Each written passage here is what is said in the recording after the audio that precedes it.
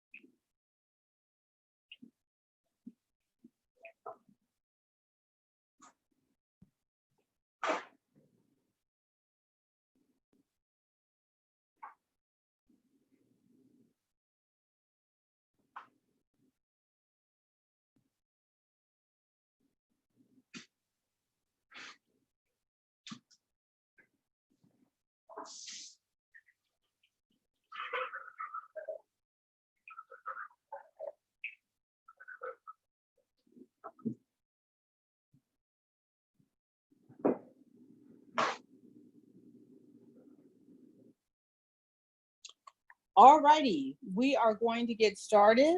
I got asked by several people that were on the call last time to sort of go over a lot of the things that we went over last time because it was a lot of information. So if you haven't been on this before, or if you haven't been on the call in a while, you will actually, you'll find this to be a refresher. Please feel free to take notes, take pictures of the screenshots, whatever it is that you want to do to sort of remember some of this information. Unfortunately, there are several people in our community who've been on this call. I got 2 calls today of people who have been affected by COVID that have directly participated in our webinars. So it's COVID-19, what we know so far and planning for the future. My name is Dr. Valda Crowder, also known as Dr. V, which is very much easier to say. I'm an emergency medicine physician. I've been an emergency medicine physician now for 30 years.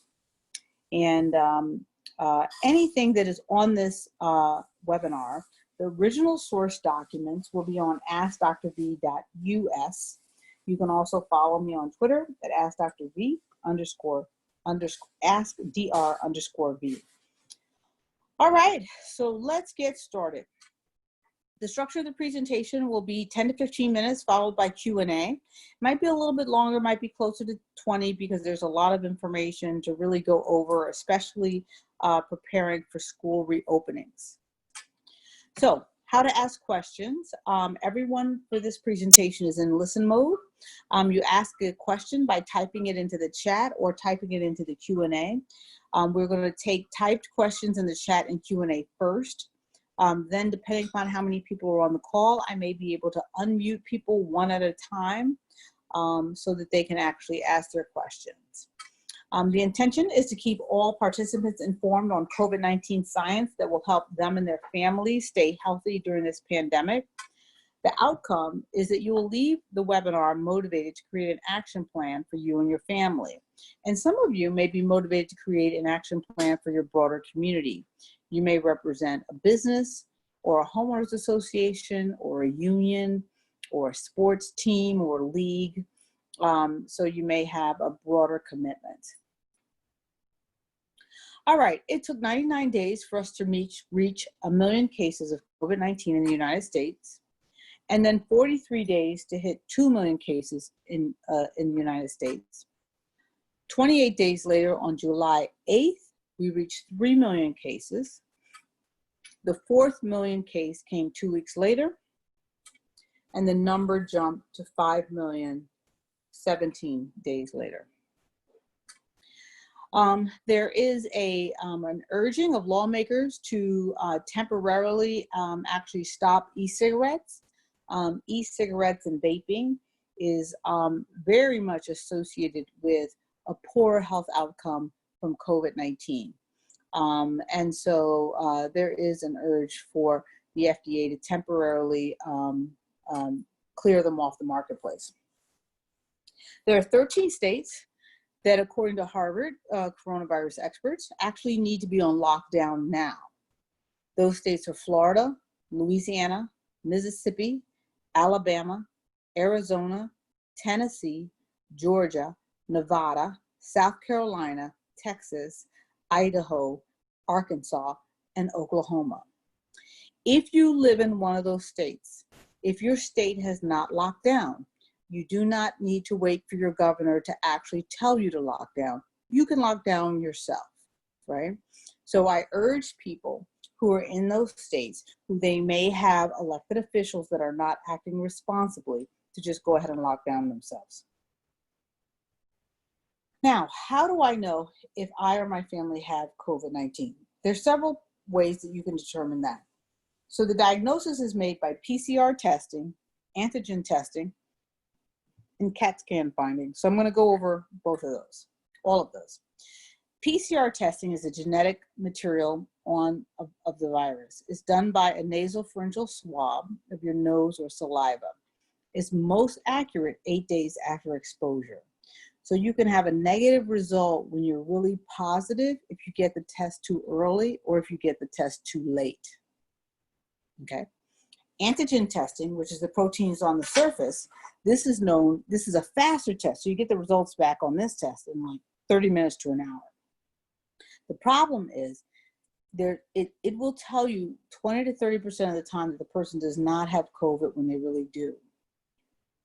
If the test is positive, it is usually true. If it is negative, you may need another test. So we use a rapid test in the hospital setting, but we require 2 tests to be negative, which then takes into account the false negative rate of 20 to 30%.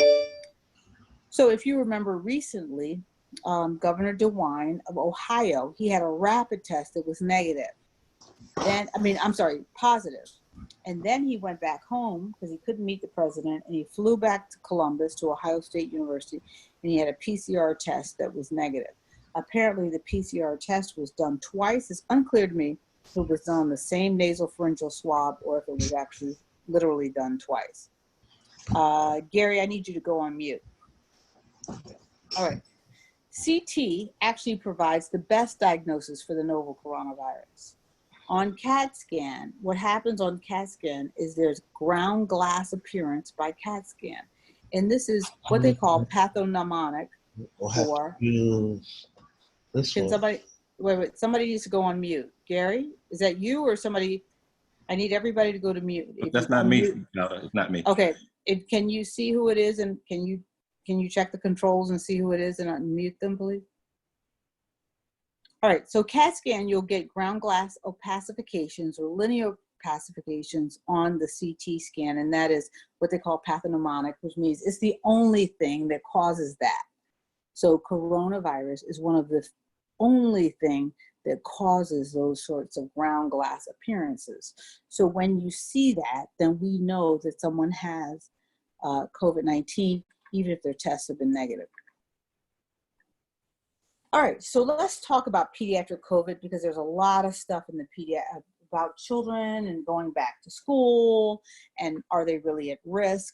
So the largest study that was done outside of China in Europe. It was a multi-center study, 82 hospitals, over 25 European countries, with 582 confirmed pediatric cases of COVID. The children ranged from 3 days to 18 years old, and they were an average of 5 years old. So this is important because this is basically your school-age child in general. 75% of the children with COVID-19 had no pre-existing medical condition. They were healthy children.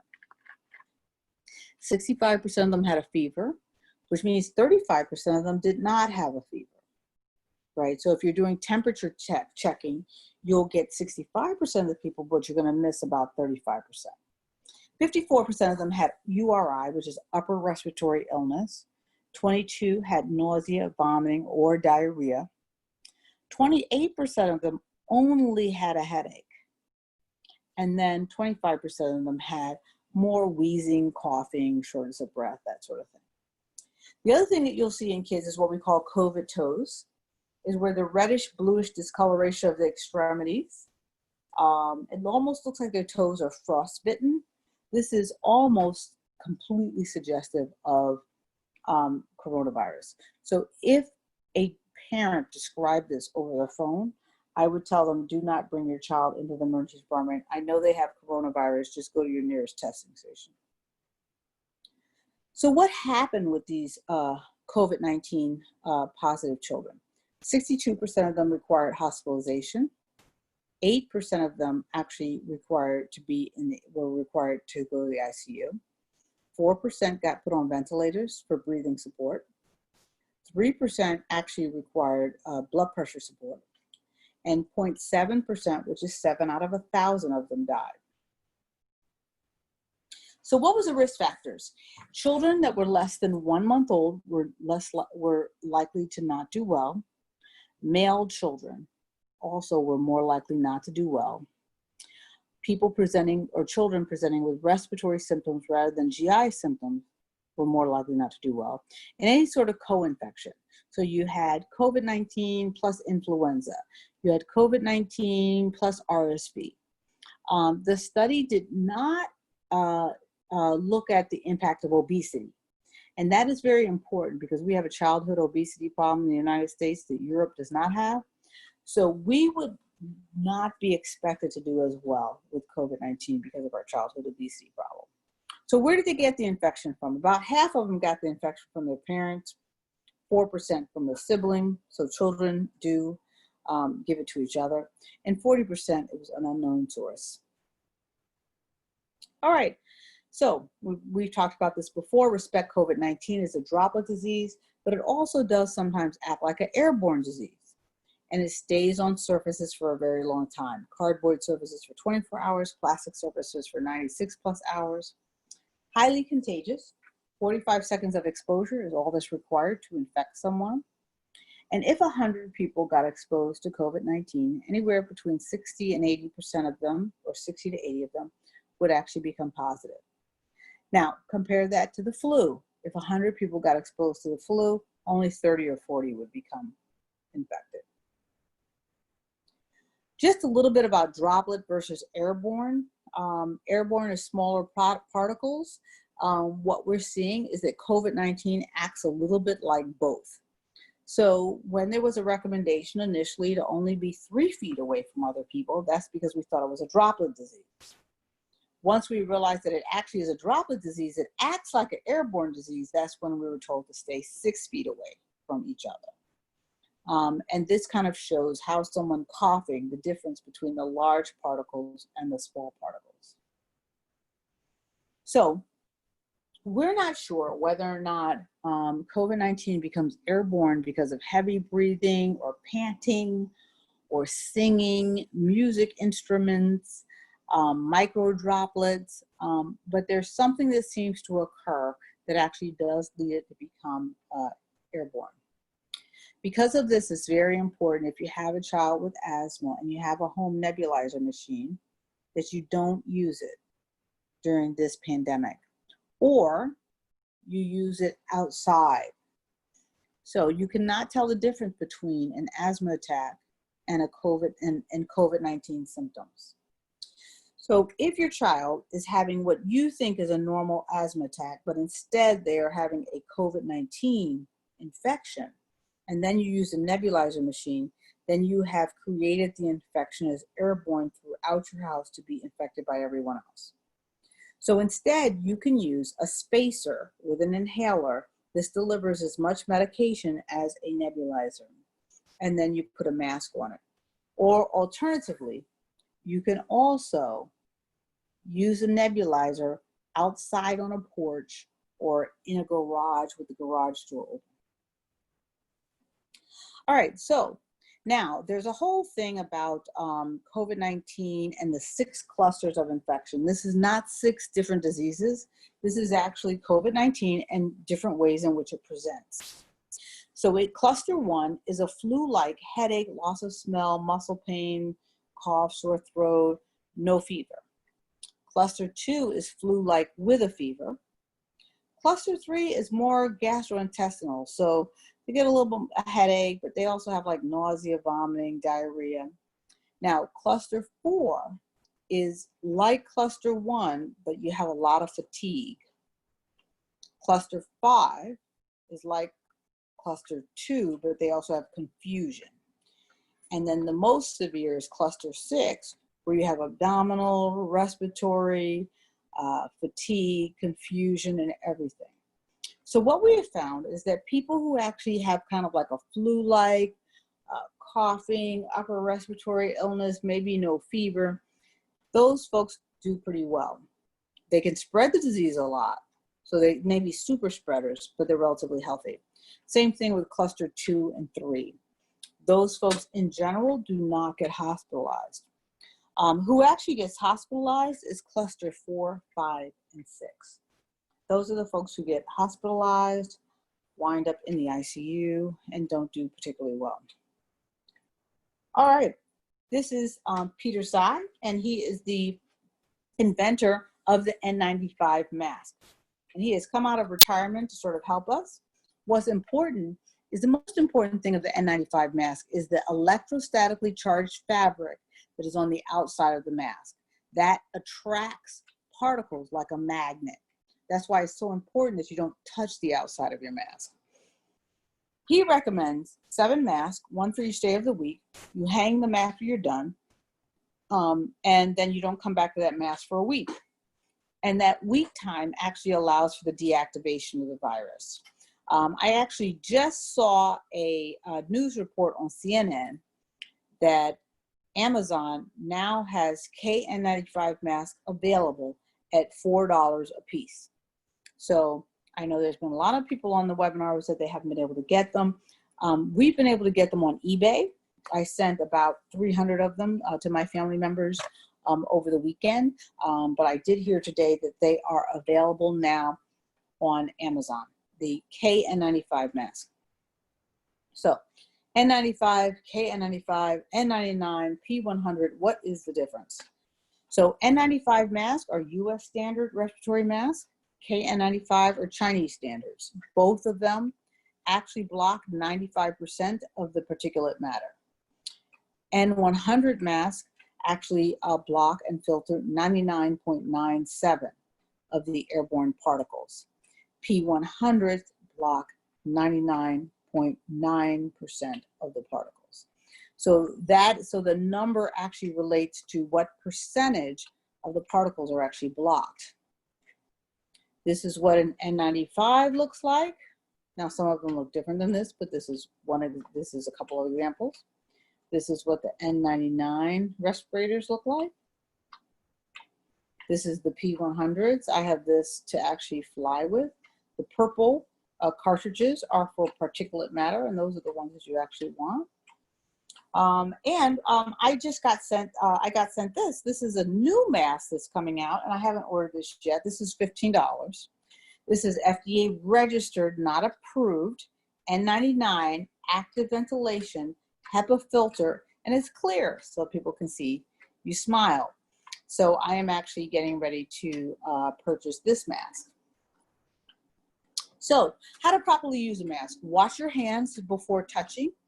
Touch only the bands and the ties. Make sure the mask covers your mouth, nose, and chin. Make sure you can breathe and talk comfortably. If it's reusable, you can, and it's fabric, then you can go ahead and wash it. Do not touch the outside of a mask, your mask or a child's mask. Do not wear it underneath your chin. Do not leave your nose and mouth uncovered. And do not remove the mask while you're around other people in public. And I would also add to that, don't remove your mask when you cough or sneeze. The purpose is that you do want to cough and sneeze into your mask. And obviously don't share your mask with anyone else. So the key points is that you're filtering 100% of the incoming air. You have layered fabric. If you're going to make a mask, then the best material to make it from is 100% cotton. And you want to have at least 3 layers, preferably 5 layers. You want it to properly fit. I really recommend that men get rid of facial hair. So facial hair is a problem because the masks don't fit. And then also what happens is that facial hair is a place where the coronavirus can kind of accumulate, and then you take in a larger viral load of it because it kind of accumulated, and then you actually took it in. You want it to be comfortable, and you want to have a metal bend piece around your nose. Now, they did talk about masks that you should not wear. So what we call neck gaiters. These are I call them like almost like a tube top, and people have it around their neck and then they pull it up around their nose. There's something going on with the neck gaiters that they have actually found that these actually increase COVID-19 transmission. Okay, these masks should not be worn. Should not be worn. These masks actually makes things worse. They're calling them neck gaiters, but I see them sometimes when people are exercising and things like that. The other things that don't work are bandanas and any sort of material that's knitted or woven. All right, face shields. So people ask, can I wear a face shield and not wear a mask? Face shields without a mask do not work. They've done a study in Switzerland and took a look at it, and they tried to use them in some bars, and it didn't work. So if you're going to use a face mask, you actually want to use a face shield with a mask, but not a face shield without a mask. Now, what happens with transmission? If you wear a regular mask and somebody else wears a regular mask, it really depends upon who has COVID-19. So for the purposes of this presentation, we're going to assume that the person to the left has COVID-19 and the person to the right is healthy. So if the healthy person wears a mask, transmission probability is 70%. If the COVID-19 person wears a mask, the transmission probability is 5%. If both people wear a mask, the transmission probability is 1.5%. So you are really wearing a mask for other people. One thing that's not talked about a little bit is the long-term effects of COVID-19. There's a thing called post-intensive care syndrome. That's where people have cognitive, mental, or physical impairment. About 75% of the patients coming out of the ICU from COVID-19 experience this. The most common things are renal failure, limb amputations, scarring, and pulmonary fibrosis and decreased lung capacity. With the pulmonary fibrosis and decreased lung capacity, they find that they have difficulty breathing with normal activities. So they can't even walk a block or clean the house and get short of breath when they might be a normal 25, 30-year-old. All right, everybody's been talking about vaccines. So I want to go over the process. Exploratory phase is the first phase, and that basically goes over how does this infection infect people. Preclinical is where you test it on animals. Then you have phase 1, phase 2, and phase 3. Phase 1 and phase 1 is a very small group of people just to see if it's safe. Phase 2 is an increased number of participants, and phase 3, you're normally doing, like currently with our phase 3s that they're working on, they're doing 30,000 people, right? Then you have regulatory review and approval, manufacturing, quality control, and then distribution. All right, so remember this, all right, as we go through this. All right, so right now we have over 150 vaccines in various levels of preclinical, phase 1, phase 2, phase 3, and approval could be in another country, not in the US, okay, in another country. So now, supposedly Russia approved the world's first vaccine. This actually came out today, and I wanted to actually really talk about this because we saw this occur with Ebola. With Ebola, Russia said they approved the first vaccine. So they're doing the same thing they did before.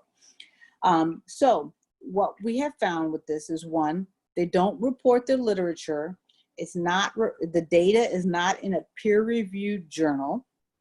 And there's usually a lot of irregularities going on. So what I mean by irregularities is you have the researchers injecting themselves as study participants. So normally as a researcher, I'm not the study participant. Other people are the study participant, and I'm actually being objective and actually seeing what occurs with them. So what Russia has done is they've taken the adenovirus vaccine. They've replaced the genetic material with COVID-19, and they're like, voila, we have a vaccine. This is not a vaccine that I would trust or take. This is why we do the webinars, because I want people to know when we have a vaccine that I would trust or take, I will actually show you, and we will have on our website the study, the peer-reviewed study that's studied and looked at by other physicians that agree. So, but this is not it.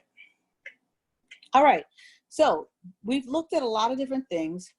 Obviously, right now we can't do church, and church is difficult because it's indoors. You're there for several hours. Singing and instruments and the call and response actually aerosolizes the virus. Gyms are also difficult. This is what some people have done to sort of make gyms work.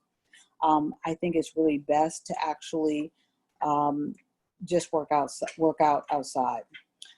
Office spaces are also difficult, particularly if you share a ventilation system with multiple floors. That also is problematic. So let's talk about schools. This is a picture of South Korea and what their schools look like when they open. Again, everyone has on a mask.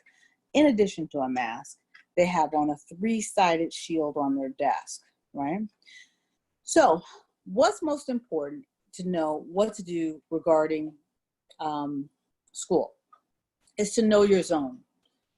So people say, well, what do you mean know your zone? Every county has been assigned a color coding, green, yellow, or red.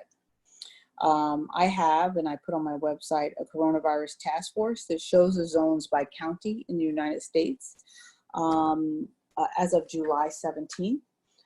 You can also go to a website called actcovidnow.org, actcovidnow.org, and I will put that on my website as well.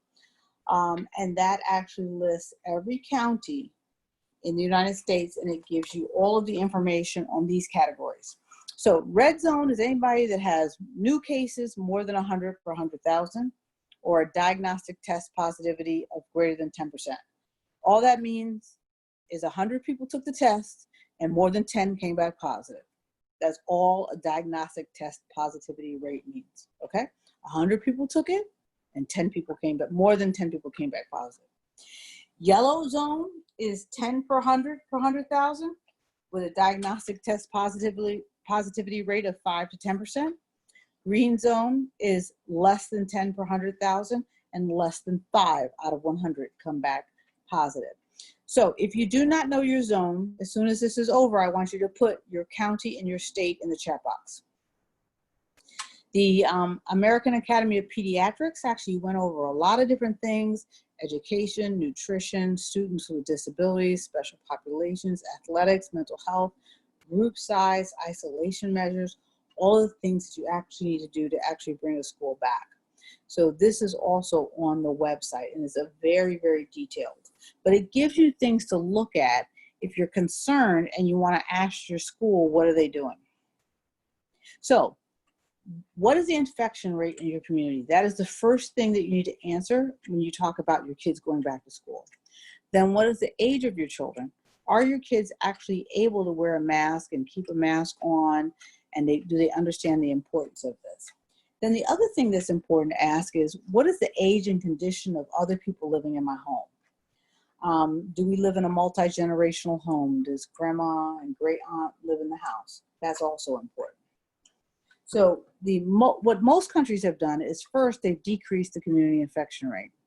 Then they've decreased the class size to 10 to 15. They've moved desks apart, 6 feet apart. They've removed public water fountains. They've provided PPE for teachers and administrators. They've cleaned the rooms, offices, and buses more than once a day, like twice a day. They've installed cleaning stations where the kids can get hand sanitizer, and they've done universal temperature testing. So those are some of the things that have been done in other countries to actually make this work. And those are the type of things that you actually want to maybe email your school administrators to ask. All right, this is a COVID risk chart that was put together by the Texas American Medical Association. I like this because it compares all sorts of activities. This is also on the website. So the most dangerous activities are going to the bar, attending a religious service, or a large concert or a sporting event. Next would be eating at a buffet or working out at a gym, going to an amusement park, or going to the movies. Next would be swimming in a public pool, working in an office for a week, or sending your kids to school, camp, or daycare. Next is having dinner at someone else's house, attending a backyard barbecue. Next is staying in a hotel for 2 nights, sitting in a doctor's waiting room, or going to a library or museum, or eating at a restaurant. Next is grocery shopping. Grocery shopping, going for a walk, run, or bike, or playing golf, or all 3. 2 is playing tennis, going camping, or getting restaurant takeout. And 1 is opening your mail at home by yourself. All righty. So, a couple of things. Good news. This is an at-home COVID-19 test that people can spit in, and it's a strip that then tells you if you're positive or negative, and it's dated. It's almost like a diabetes test. It's very important. It's been used in Australia to help people sort of get back to their normal life. The other thing that's really interesting is the dogs are sniffing out COVID-19, and they are actually more accurate than the test. So the veterinary medicine actually is very, very promising around COVID-19 dogs. That's done in the UK.